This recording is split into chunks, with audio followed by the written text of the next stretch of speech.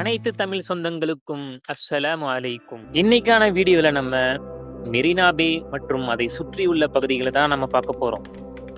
Metro மூலியமா ரஃபில் place MRT ஸ்டேஷனை அடைஞ்ச வெளியில பார்த்தா எல்லாம் பிரம்மாண்டமான கட்டிடங்களாக தாங்க கண்ணுக்கு தெரியுது. தூரத்துல மெரினா பே சாண்ட்ஸும் நம்ம கண்ணுக்கு தெரியறத பார்க்க முடியுது. ஒன்று ஒன்றா போக போக பார்க்கலாம்.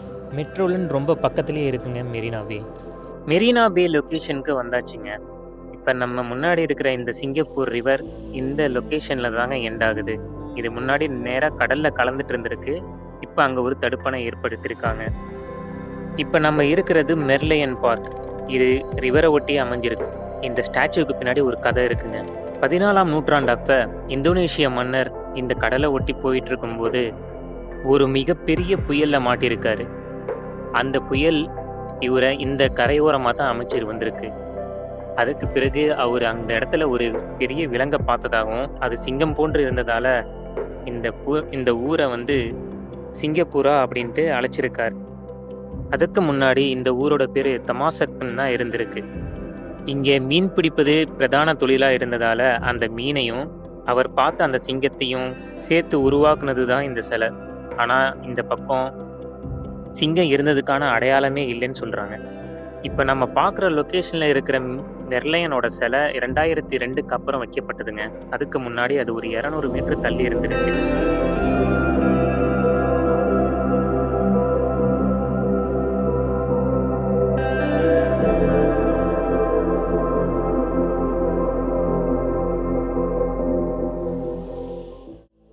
ரெண்டாயிரத்தி 10 யூத் ஒலிம்பிக்கை நடத்தின நாடு சிங்கப்பூருங்க. அது நினைவாக தான் இது வைக்கப்பட்டிருக்கு. இந்த கரையோரம் இருக்கிற இதெல்லாம் பாருங்க, நைட்டில் பார்க்கறதுக்கு அழகா இருக்கும். இப்போ நம்ம போகிறது கார்டன் பை த பேக்கு தாங்க போயிட்டு இருக்கோம். இது ஹெலிக்ஸ் பிரிட்ஜு. இது டிஎன்ஏவோட கான்செப்டாக வச்சு பண்ணது. இந்த பிரிட்ஜ் 2010 ஒலிம்பிக்காகவே ஸ்பெஷலாக பண்ணதுங்க. நம்ம லெஃப்டில் இருக்கிறது லோட்டஸை கான்செப்டாக வச்சு கட்டின ஒரு பில்டிங்க. இது 2011 கட்டப்பட்டது.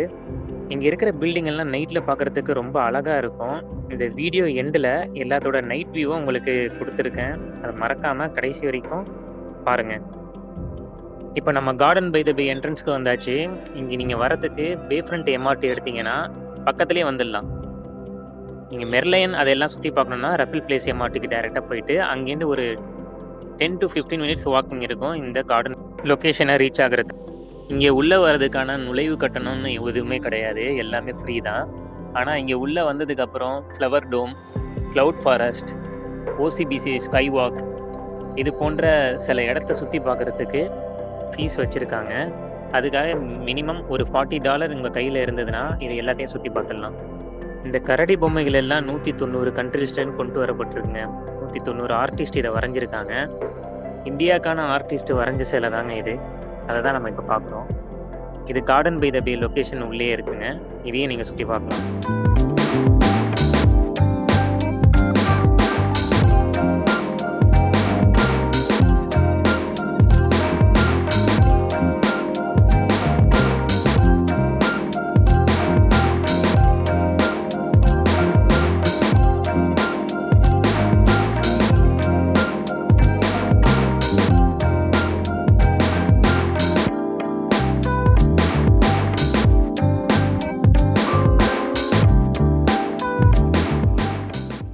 செவன் 7:30க்கு அப்புறம் இங்கே லைட் ஷோ நடக்குங்க. அதுக்காக மக்கள் எல்லாம் கூடிடுவாங்க. இங்கே எல்லாரும் கீழே படுத்துருக்கிறதையும் பார்க்கலாம். எல்லாரும் வெயிட்டிங்கில் இருக்காங்க. பார்த்தாலே தெரியும், எல்லாரும் இடத்த பிடிச்சிட்டு உட்காந்துட்டாங்க. 7:30க்கு அப்புறம் இங்கே லைட் ஷோ நடக்கும். ஆனால் இந்த லைட் ஷோ அப்போ நாங்கள் இல்லை, கிளம்பிட்டேன் அதுக்குள்ளே. இது டிக்கெட் எடுக்கிற கவுண்டருங்க. இப்போ நம்ம ஓசிபிசி ஸ்கை வாக் மேலே தான் இப்போ போக போகிறோம். மேலேன்னு பார்க்குற வியூங்க இது. இங்கேன்னு பார்த்தோன்னாக்கா அழகாக இருக்கும். அது மேலே நீங்கள் நடந்து போகலாம். இப்போ இந்த வியூவை தான் பார்க்குறீங்க. இந்த வியூவை பார்த்து என்ஜாய் பண்ணுங்கள்.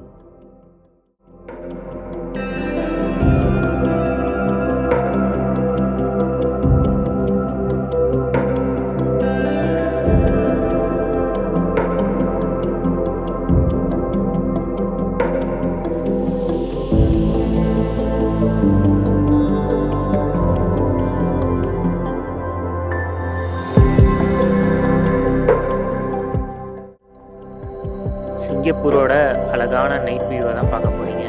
இந்த அழகான சிங்கப்பூர் ரிவர் ஓரமா இருக்கிற பல இடங்கள நைட் வியூ எப்படி இருக்கும் அப்படிங்கிறத தான் நம்ம இப்ப பார்க்க போறோம். இது போன்ற பல வீடியோக்கள் வர இருக்கு. மறக்காம இந்த சேனலை சப்ஸ்கிரைப் பண்ணிடுங்க, லைக் பண்ணிடுங்க. நன்றி.